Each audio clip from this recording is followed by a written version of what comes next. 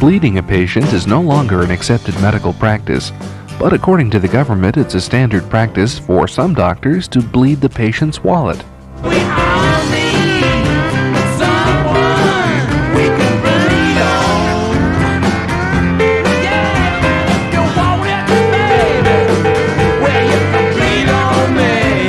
The President's Council on Wage and Price Stability has accused doctors of generally charging unjustifiably high fees. I've always wanted money to handle, to touch. And when I go to that city ward up in the sky, you'll be waiting with a hypodermic needle and a graft.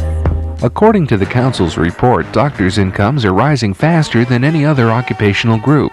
They now average $63,000 a year for a 46-hour work week. Welcome to the working week. Oh, help me, please, doctor. I'm damaged.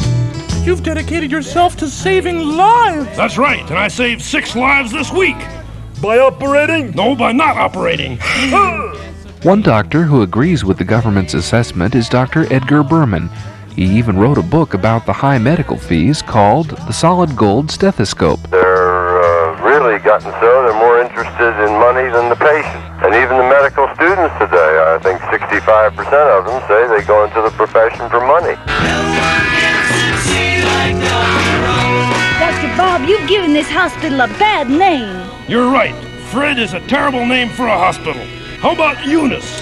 The government blames the anti-competitive nature of the medical profession for rising doctors' fees. According to Dr. Berman, there's another reason for the high cost of medical care. Where you need the doctors is out front, the family doctor. He can tell you what your GI, gastrointestinal complaints are without going through $200, $300 worth of weighing, scanning, scoping, etc., and finally winding up taking Alka-Seltzer. Ain't there nothing I can take a set doctor to relieve this bellyache? The government says the high prices doctors charge bears no relation to the laws of supply and demand. In some places where there's an oversupply of doctors, they often charge the highest prices. 80% of the patients could probably be cured by a kindly spouse, a considerate bartender, or a good raise in salary. Dr. Bob, it's too late.